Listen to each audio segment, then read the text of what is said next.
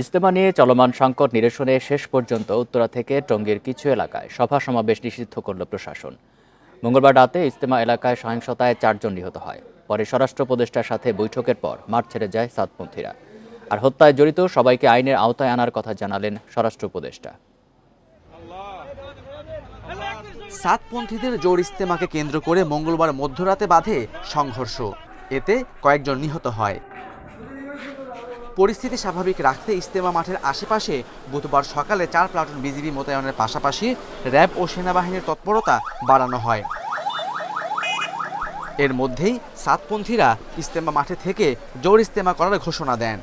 বলেন, যারা উস্কানিমূলক বক্তব্য দিচ্ছে তাদেরকেই হত্যার দায় নিতে হবে। জুনাইদ আল হাবিব সাহেব তিনি বলেছেন সারা বাংলাদেশে আগুন জ্বলবে, সারা বাংলাদেশকে অচল করে দিব। এই কথাগুলি যারা বলে মানুষকে উস্কানি দিয়ে আজকে এই ঘটনার অবতারণা করেছেন, এই ঘটনার জন্য তারাই দায়ী। এর মধ্যে বুধবার দুপুরে গাজীপুরের টঙ্গী বিশ্ব ইজতেমা ময়দান সহ এর আশেপাশের 3 কিলোমিটার এলাকায় সভা সমাবেশ নিষিদ্ধ করে প্রশাসন। সচিবালয় স্বরাষ্ট্র উপদেষ্টার সঙ্গে বৈঠকের পর ইজতেমা মাঠ ছেড়ে দেওয়ার সিদ্ধান্ত নেয় সাতপন্থীরা। আমরা যেহেতু মাঠ ছেড়ে দিচ্ছি, ওনারাও যেন ইসলামের স্বার্থে, দেশের স্বার্থে কোনো রকম সমস্যার চেষ্টা না করেন, ওনারাও যেন রাস্তার মধ্যে নেমে না আসেন বা কোনো উস্কানিমূলক বক্তব্য প্রচার না করেন। এদিকে জুবায়েরপন্থীরা অভিযোগ করেন, সাতপন্থীরাই সন্ত্রাসী হামলার মধ্য দিয়ে রাষ্ট্রের প্রতি চ্যালেঞ্জ ছুড়ে দিয়েছে। সাতপন্থীদের সন্ত্রাসী গোষ্ঠী হিসেবে নিষিদ্ধের দাবি জানান তারা। এই সকল হত্যাকাণ্ডের সঙ্গে জড়িত সকল ব্যক্তিবর্গকে গ্রেফতার করতে হবে এবং সেটা অনতিবিলম্বে আজকের মধ্যেই সেই গ্রেফতারের ঘটনা আমরা যেন দেখতে পাই। স্বরাষ্ট্র উপদেষ্টা জানান, সংঘর্ষের ঘটনায় জড়িত কাউকে ছাড় দেয়া হবে না। আজকের ভিতরেই তারা একটা কেস করবেন, মানে যে 4 জন হত্যা হয়েছে তাদের জন্য, এবং তাদের সাথে সাথে আমরা যাদের পাবো, মানে যারা প্রকৃত দোষী তাদের আমরা আইনের আওতায় নিয়ে আসবো। এদিকে সংঘাতে আহতদের ঢাকা মেডিকেলে আনা হলে সেখানে আরেক দফা সংঘর্ষের ঘটনা ঘটে। Khaled Raihan, independent News, Dhaka. রাষ্ট্র কাঠামো সংস্কারের 31 দফা বাস্তবায়নই বিএনপির সঙ্গে করা অন্যায়ের জবাব। বুধবার নারায়ণগঞ্জ, গাজীপুর এবং টাঙ্গাইলের কর্মশালায় লন্ডন থেকে ভার্চুয়ালি যুক্ত হয়ে একথা বলেন বিএনপির ভারপ্রাপ্ত চেয়ারম্যান তারেক রহমান। এ সময় তিনি বলেন, নিপীড়নের জবাব কখনো নিপীড়নের মাধ্যমে হয় না। দেশপ্রেম রয়েছে, গণতান্ত্রিক মূল্যবোধ রয়েছে। রাষ্ট্র কাঠামো মেরামতের 31 দফা ও জনসম্পৃক্তি শীর্ষক ধারাবাহিক কর্মশালা করে আসছে বিএনপি। বিভাগীয় পর্যায়ের পর এখন চলছে জেলাভিত্তিক কর্মশালা। এর অংশ হিসেবে বুধবার গাজীপুর, নারায়ণগঞ্জ এবং টাঙ্গাইল জেলার কর্মশালায় লন্ডন থেকে ভার্চুয়ালি যুক্ত হন বিএনপির ভারপ্রাপ্ত চেয়ারম্যান তারেক রহমান। আমরা ছড়িয়ে দিব গ্রামে গ্রামে, প্রত্যন্ত মানুষের কাছে আমরা ছড়িয়ে দিব। আজকে দিনব্যাপী কর্মশালার শেষ পর্যায়ে বিভিন্ন পর্যায়ে নেতাদের প্রশ্নের জবাব দেন তিনি। আমার সাথে যখন কথা হয় সেটি ইউনিয়ন পর্যায়ে হোক, গ্রাম কর্মশালায় তারেক রহমান বলেন, দেশের মানুষের অধিকার ফিরিয়ে দিতেই আন্দোলন করেছে বিএনপি। নেতাকর্মীরা হামলা মামলার মুখোমুখি হয়েছে, এমনকি জুলাই গণ অভ্যুত্থানে বিএনপির 5 শতাধিক নেতাকর্মী জীবন দিয়েছে। এই টেক ব্যাক বাংলাদেশের অর্থটা কি ছিল? টেক ব্যাক বাংলাদেশের অর্থ খুব সংক্ষেপে যদি বলতে হয়, অর্থাৎ জনগণের রাজনৈতিক অধিকার, জনগণের মৌলিক অধিকার, জনগণের বাক ব্যক্তি স্বাধীনতা এবং জনগণের নিজস্ব অর্থনৈতিক অধিকার জনগণের কাছে ফিরিয়ে আনা। তারেক রহমান মনে করেন, নির্যাতনের জবাব হিংসায় নয়, নিপীড়নের জবাব নিপীড়ন নয়। আজকের এই 31 দফা আমরা ছড়িয়ে দিব, আমরা ছড়িয়ে দিব গ্রামে গ্রামে, প্রত্যন্ত মানুষের কাছে আমরা ছড়িয়ে দিব। আজকে আমাদেরকে ছড়িয়ে দিতে হবে প্রত্যন্ত অঞ্চলের মানুষের কাছে। তাদেরকে বলতে হবে, ভাই আমি এই করতে চাই, আমাকে তুমি সুযোগ দাও। এই আস্থাটা ধরে রাখতে হবে। আস্থা ধরে রাখার দায়িত্ব আপনার, আস্থা ধরে রাখার দায়িত্ব আপনার কর্মী হিসেবে, দলের কর্মী হিসেবে। আস্থা ধরে রাখার দায়িত্ব জনগণের না। কাজের মাধ্যমে দেশের মানুষের আস্থা ও ভালোবাসা ধরে রেখে জাতীয়তাবাদী শক্তি মানুষের অধিকার রক্ষায় সজাগ থাকবে বলে প্রত্যয় জানান বিএনপির ভারপ্রাপ্ত চেয়ারম্যান। আমার দলের নেতাকর্মীরা 500-র মতন নেতাকর্মী। Mahmud Moumita, independent News, Dhaka. নির্বাচনের সম্ভাব্য তারিখ ঘোষণায় বিএনপির প্রত্যাশা পূরণ হয়নি। সরকার আন্তরিক হলে 4 থেকে 6 মাসের মধ্যেই ভোট দেওয়া সম্ভব বলে মনে করেন দলটির স্থায়ী কমিটির সদস্য সালাউদ্দিন আহমেদ। সকালে রাজধানীর কড়াইলে জিয়াউর রহমান ফাউন্ডেশনের মেডিকেল ক্যাম্প উদ্বোধন করে এসব কথা বলেন তিনি। এ সময় গণতান্ত্রিক যাত্রায় কৌশলী না হতে অন্তর্বর্তী সরকারের প্রতি আহ্বান তার। দেশবাসী ভোটের অপেক্ষায় আছে দাবি করে যত দ্রুত সম্ভব সংস্কার শেষ করে নির্বাচন আয়োজনের তাগিদও দেন এই বিএনপি নেতা। বলেন, সরকারের নানা সংস্থার ব্যর্থতায় সীমান্ত পাড়ি দিয়ে পালিয়েছে ফ্যাসিবাদের অনেক দোসর। এতে যারা সহায়তা করেছে তাদের চিহ্নিত করতে হবে। আর তত্ত্বাবধায়ক সরকার ব্যবস্থা ফেরা প্রসঙ্গে বলেন, এটি দেশ ও জাতির জন্য ইতিবাচক ঘটনা।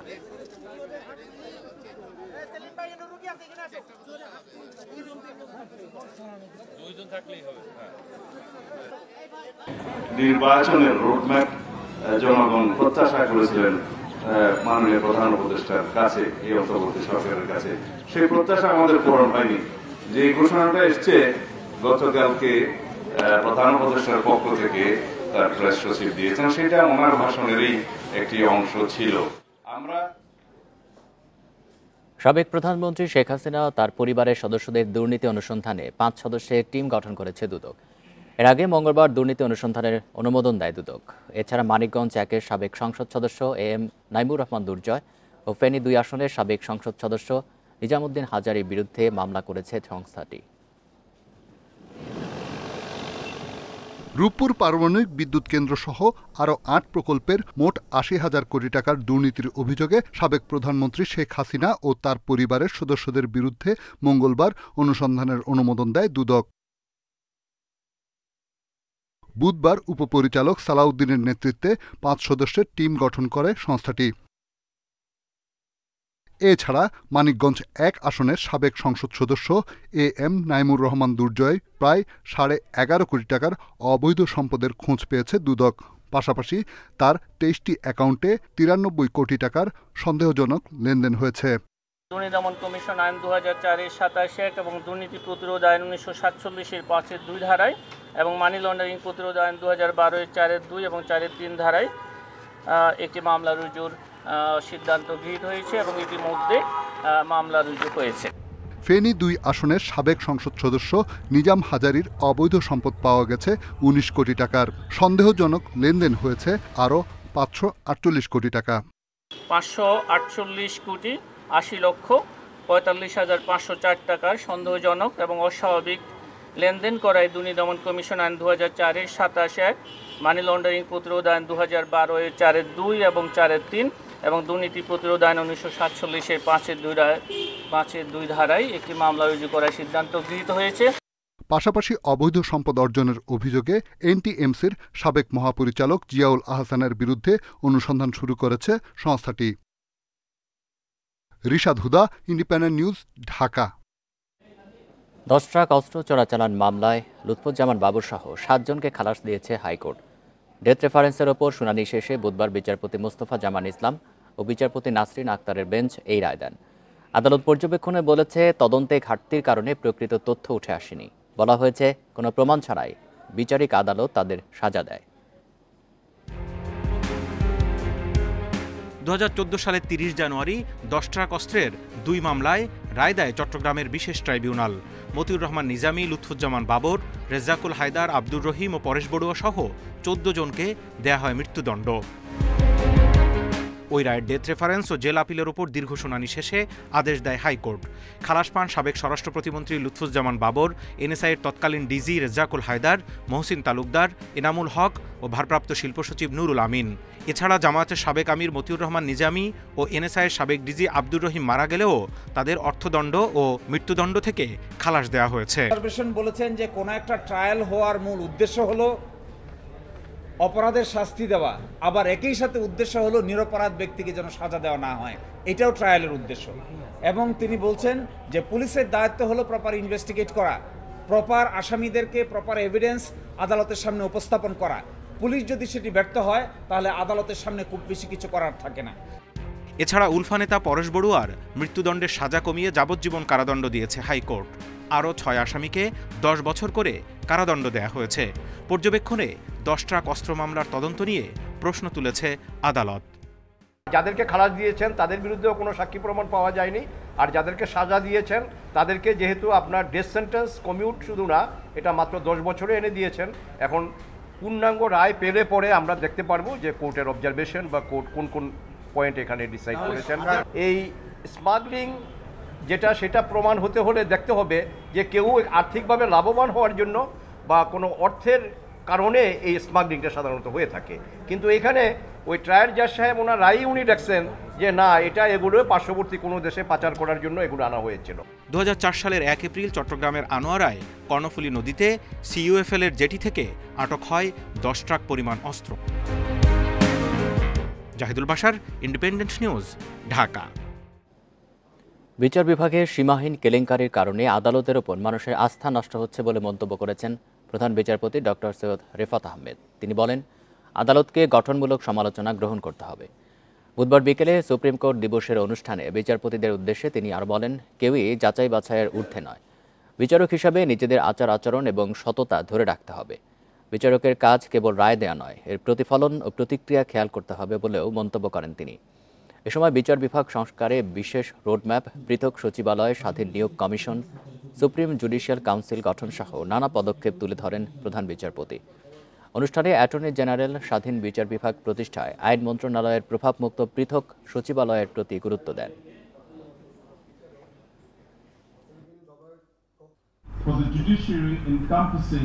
বিচার বিভাগের সংস্কারের জন্য এরই মধ্যে স্বল্প, মধ্য, দীর্ঘমেয়াদী পরিকল্পনা তৈরি করে সরকারের কাছে জমা দেওয়া হয়েছে।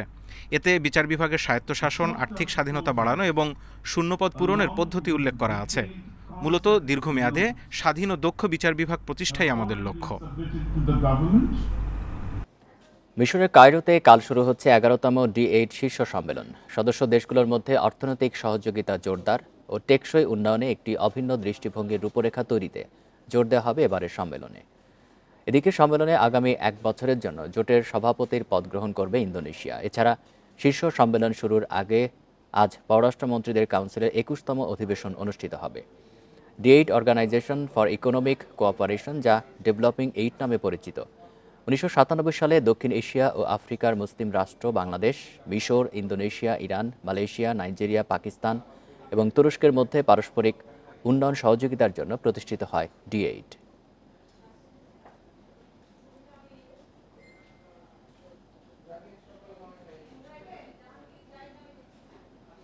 ইসলামী ব্যাংকগুলোকে টার্গেট করে লুট করেছে আওয়ামী লীগ, অভিযোগ করেছেন উপদেষ্টা আসিফ নজরুল।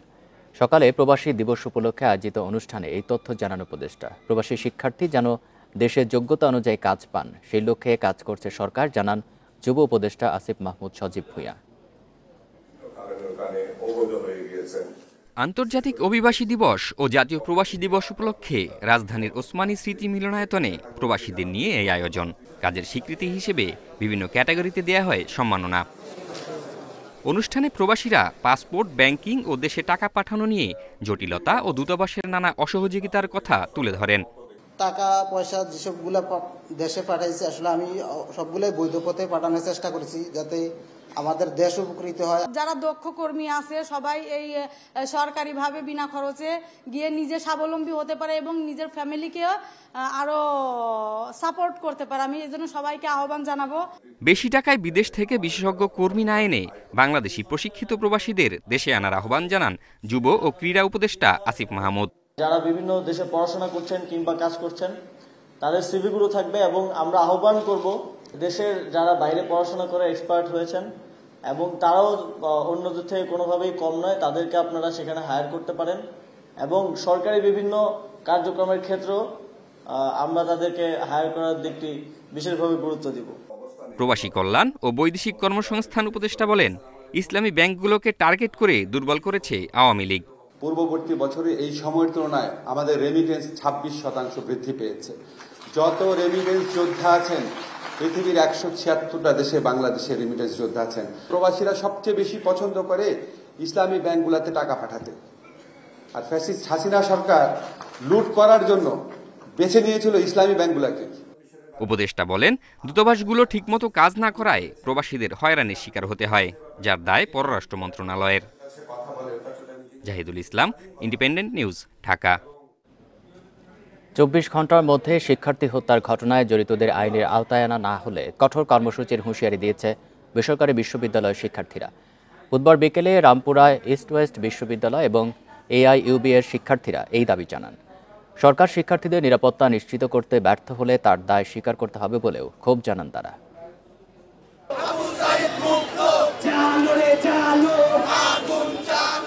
বৈষম্য বিরোধী আন্দোলনে অংশ নিয়ে এখন নিরাপত্তাহীনতায় ভুগছেন শিক্ষার্থীরা, তাই আবারও পথে তারা।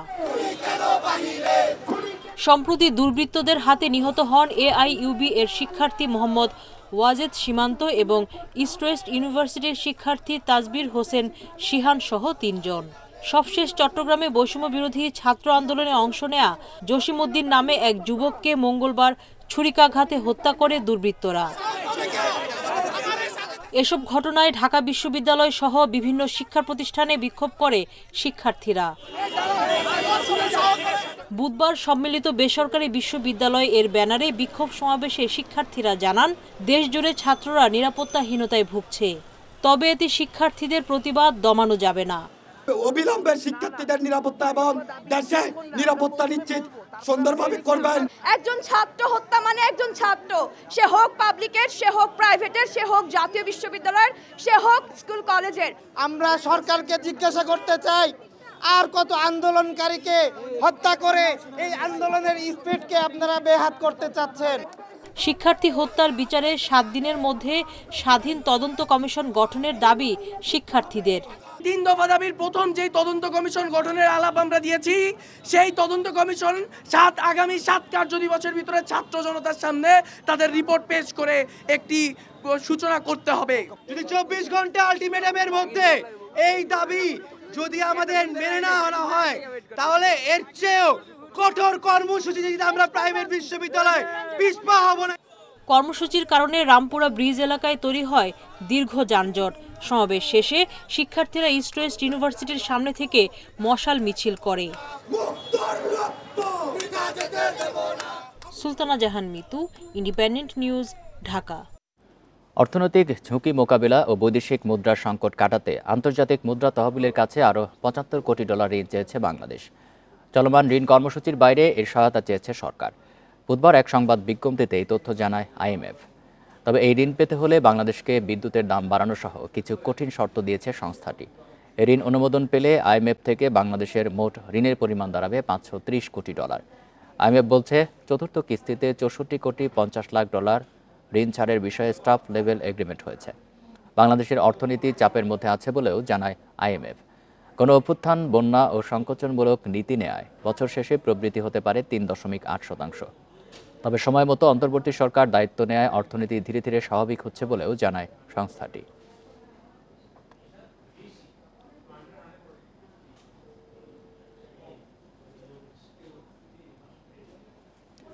জলবায়ু বাজেটে সর্বোত্তম ব্যবহারে সরকার প্রতিশ্রুতিবদ্ধ বলে জানিয়েছেন পরিবেশ, বন ও জলবায়ু পরিবর্তন বিষয়ক উপদেষ্টা সৈয়দা রিজওয়ানা হাসান।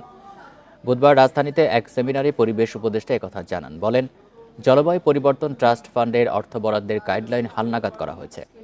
এবার সর্বোচ্চ সতর্কতার সঙ্গে অর্থ বরাদ্দ করা হয়েছে। তিনি আরও বলেন, আন্তর্জাতিক সংস্থা থেকে প্রাপ্ত জলবায়ু ফান্ডের অর্থ যথাযথ ব্যয় নিশ্চিত করতে হবে।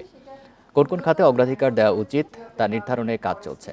তিনি বলেন, বাংলাদেশের মতো জলবায়ু ঝুঁকিপূর্ণ দেশগুলোর ক্ষেত্রে ন্যায়সঙ্গত ও সমতাভিত্তিক আলোচনার উপর গুরুত্ব দিতে হবে।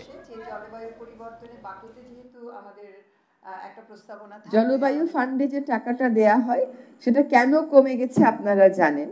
কমে গেছে কারণ হচ্ছে এটার আসলে অনেক অপব্যবহার হচ্ছিল, যার জন্য এক পর্যায়ে এই টাকাটার পরিমাণটা কমিয়ে দেওয়া হয়েছে। রাজধানীর বেশিরভাগ বাজারে ভোজ্য তেলে কিছুটা সরবরাহ বাড়লেও তা এখনও পর্যাপ্ত নয় বলে জানিয়েছেন ব্যবসায়ীরা। চাহিদা মতো তেল না পেয়ে হতাশ ভোক্তারাও। বুধবার বাজারে সয়াবিন তেল না পেয়ে ভোগান্তিতে পড়েন ভোক্তারা। বিশেষ করে 1 ও 2 লিটারের বোতলজাত সয়াবিনের সংকট এখনও রয়েছে বলে জানিয়েছেন বিক্রেতারা। তারা জানান, পাইকার ও ডিলাররা এখনও মিল মালিকদের কাছ থেকে পর্যাপ্ত তেল না পাওয়ায় খুচরা বিক্রেতাদের চাহিদা মতো দিচ্ছেন না। এদিকে তেলের সংকট তৈরি করে দাম বাড়ানোকে উদ্দেশ্য প্রণোদিত বলে অভিযোগ করেছেন ভোক্তারা।